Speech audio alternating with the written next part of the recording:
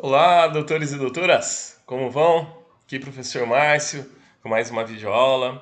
Hoje nós vamos tratar sobre o Acordo de Não Persecução Penal, como conhecemos por ANPP. Foi uma modificação recente introduzida pela Lei 13.964, de 24 de dezembro de 2019, é um dia véspera de Natal do ano passado, né? Estamos aqui em 2020, no caótico ano de 2020. Então, chamado pacote anticrimes, né, trazido pelo então ministro da Justiça Sérgio Moro, e houve uma modificação que, na verdade, não houve uma modificação, ele introduziu o artigo 28A no Código de Processo Penal. O que eu estou fazendo então neste momento? Pessoal que está tendo um videoaula de prática jurídica, nós já tivemos recentemente uma aula sobre queixa-crime, depois nós tivemos uma aula sobre resposta do réu, né, resposta à acusação. Porém, eu refleti um pouquinho junto com a professora Kathleen e nós pensamos que seria importante que vocês tivessem acesso a um conteúdo também relacionado ao inquérito. Então, hoje em dia, o advogado ele tem uma função muito importante no inquérito. Vocês aí que estão com um pezinho no exame de ordem, né? Então, diante disso, da importância desse tema novo, esse tema é realmente importantíssimo para quem vai operar direito penal.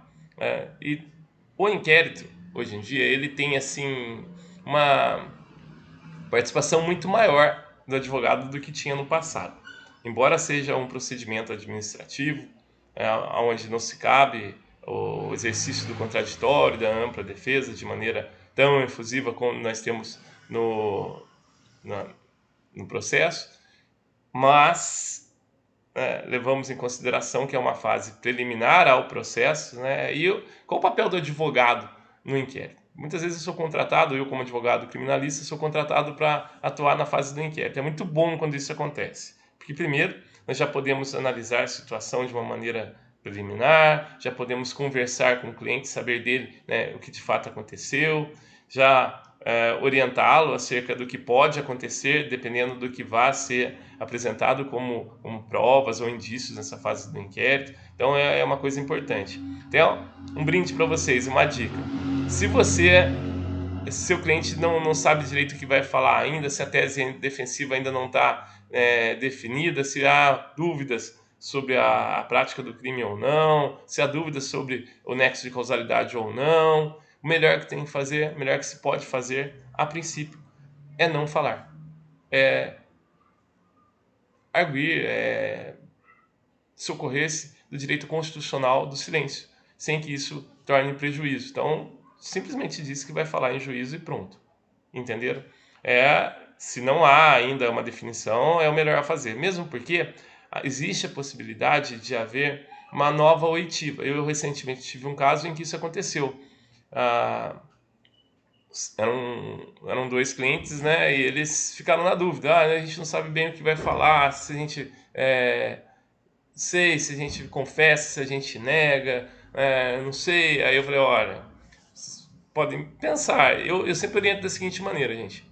Eu nunca decido pelo meu cliente. Isso daí, se tem uma coisa que eu quero deixar de legado para vocês que estão assistindo a aula, meus alunos de penal, nunca decida por seu cliente, porque se você tomar uma decisão por ele, você passa também a ser responsável pelas consequências de tal decisão.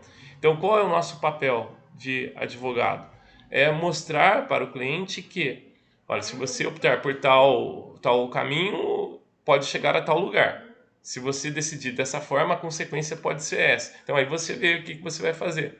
Normalmente, nós apoiamos o que o cliente decide. E se for uma decisão que você vê que vai ser muito ruim, que pode gerar uma repercussão muito negativa no futuro, o melhor a fazer é desistir da causa, é agradecer pela confiança que foi depositada e dizer que não tem condições de seguir no processo, no inquérito, que seja, e ele que procure outro advogado, né, com muito respeito, vai se permanecer, né, lógico, vai se entregar toda a documentação, que caso vocês tiverem, não sejam egoístas, né, não fiquem pensando assim, não, o colega que se vire, né, que vai... Eu, quando acontece comigo, olha, você pode procurar um outro advogado, fica à vontade, ou se o cliente fala, doutor, eu gostaria de ter um outro advogado, o senhor não leva mal de jeito nenhum, tá aqui a documentação, se o colega precisar de alguma coisa e eu puder ajudar, estou disponível, Faço isso, porque é bobagem, gente.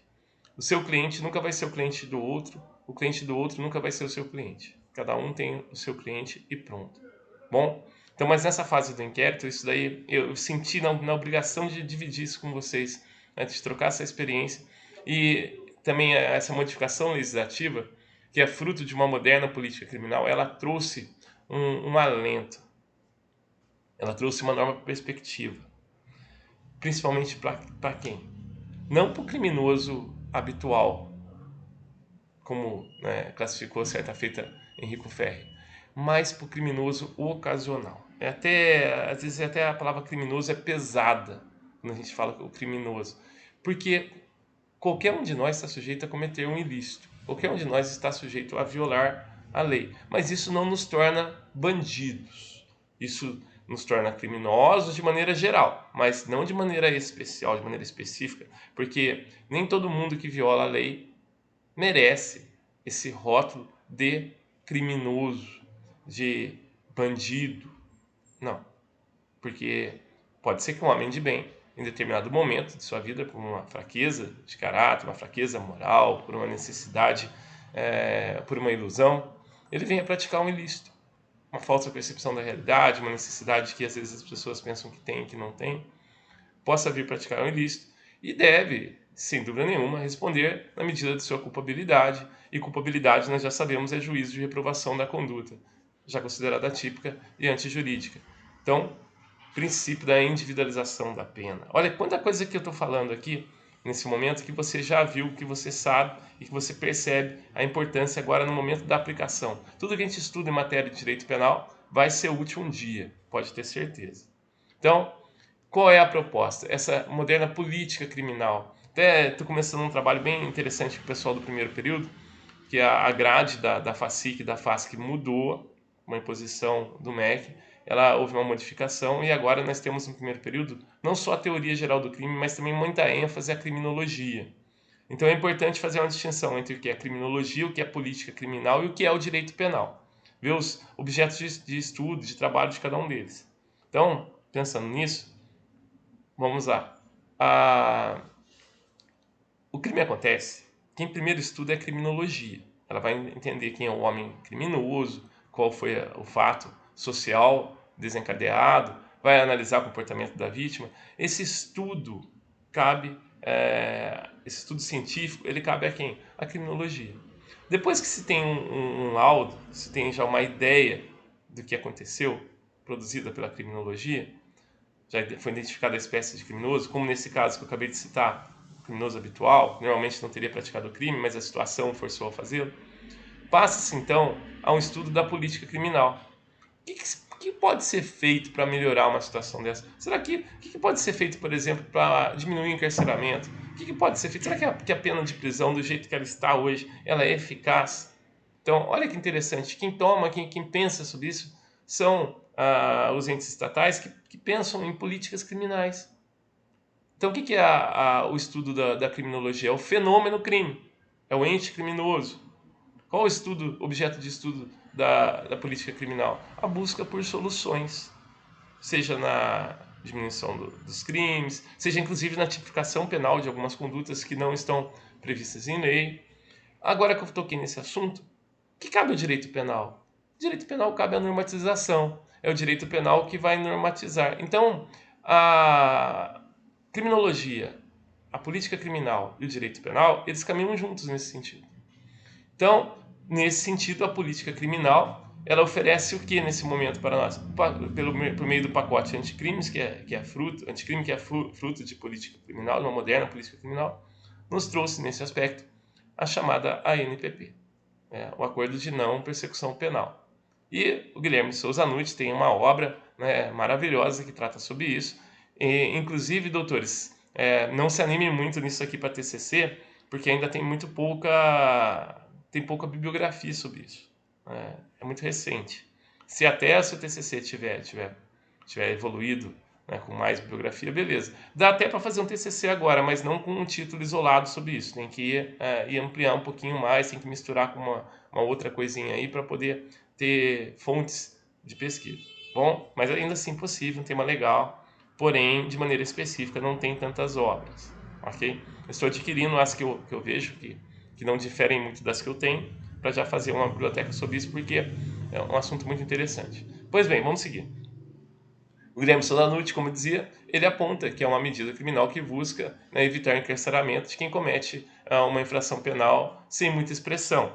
Cuidado, aqui achei interessante que ele falou, ele assim descreveu, infração de menor expressão. Reparem que ele não falou crime de menor potencial ofensivo, ou infração de menor potencial ofensivo. Eu até prefiro a expressão infração de menor potencial ofensivo, para também colocar nesse rol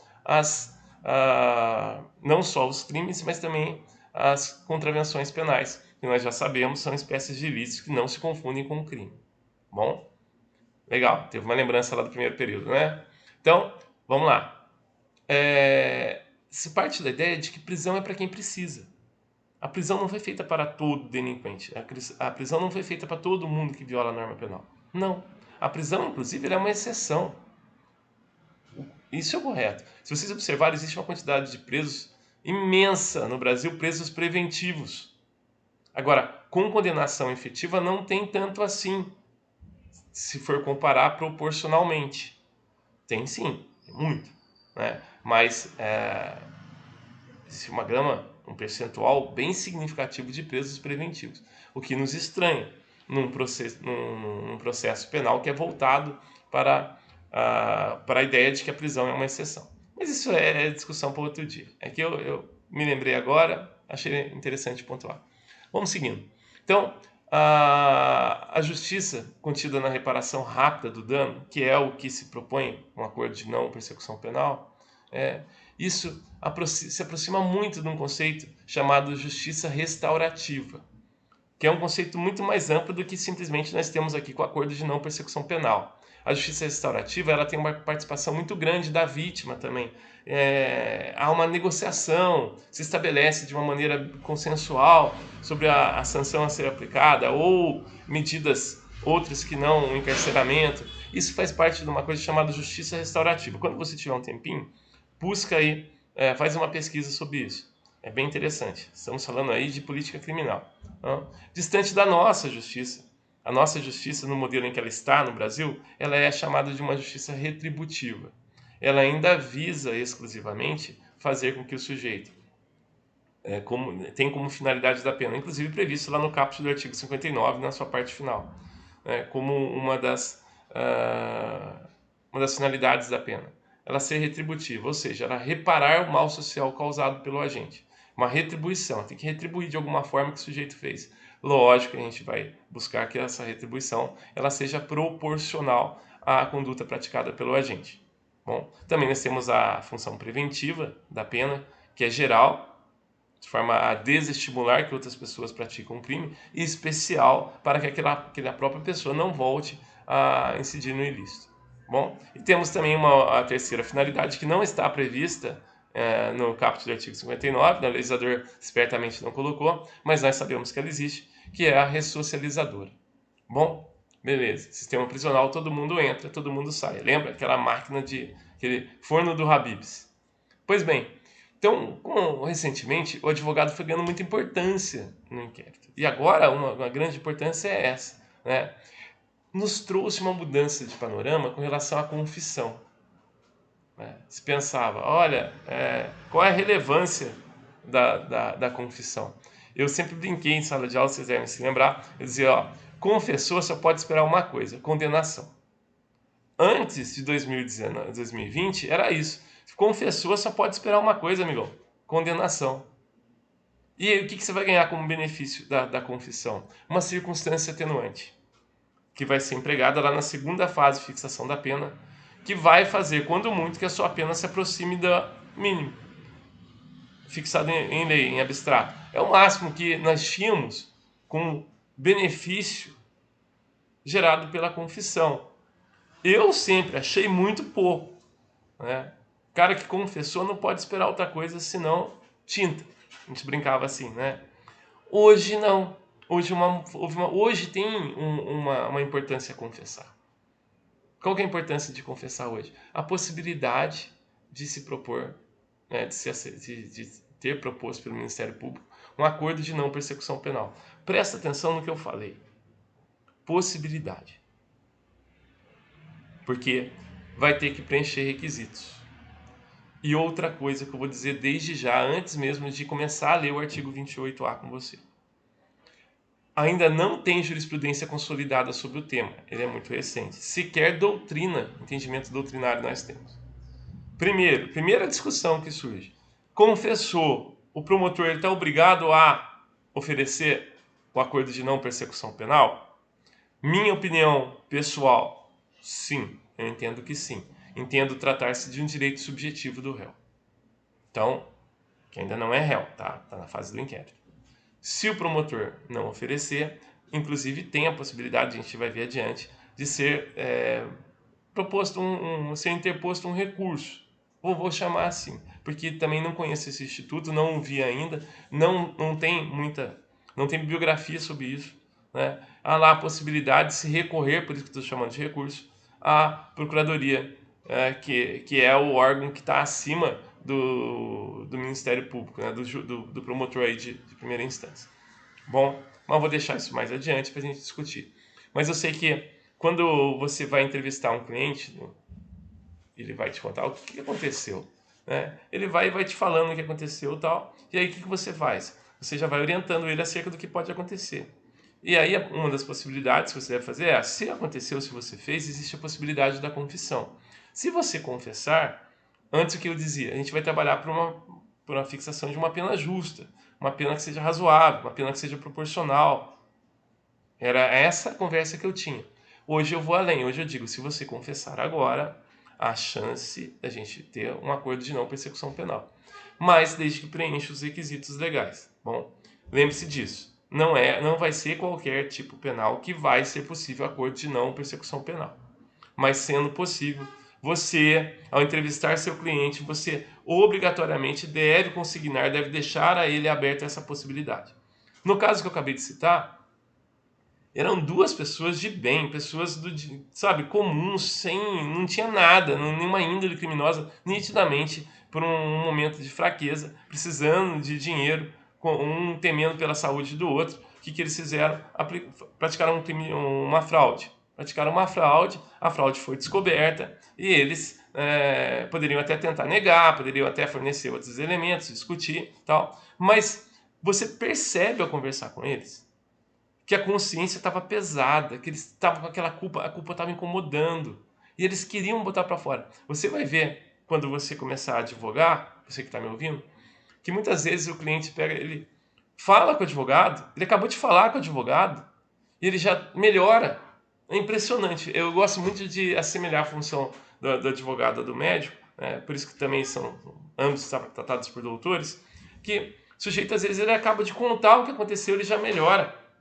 É igual o médico, você acaba de falar para o médico que você está sentindo, o médico, entendi. Ou o padre, por exemplo, né? Também dizem do sacerdócio, da advocacia.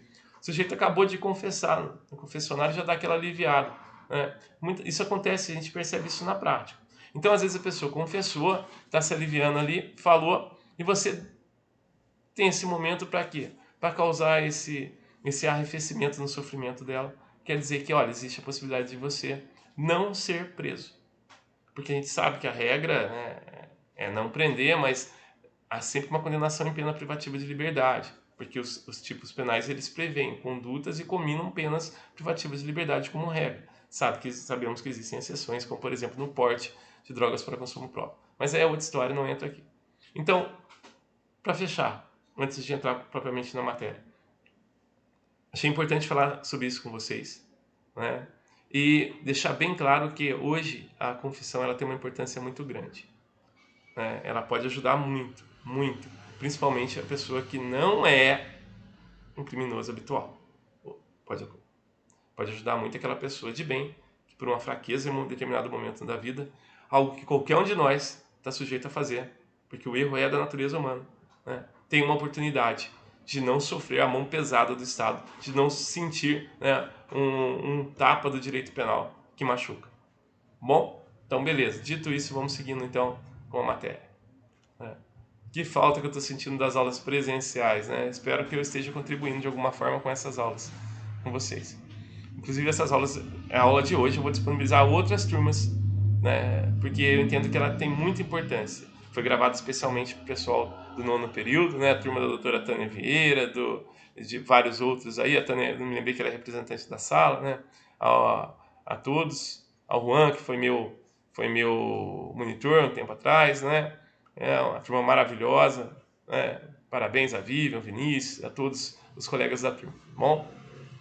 Pois bem, vamos lá. Expansão da justiça consensual no Brasil. Vou fazer agora um pequeno histórico para saber como que chegamos nessa moderna política criminal. A Constituição de 88, tudo nasce com a ideia da Constituição cidadã.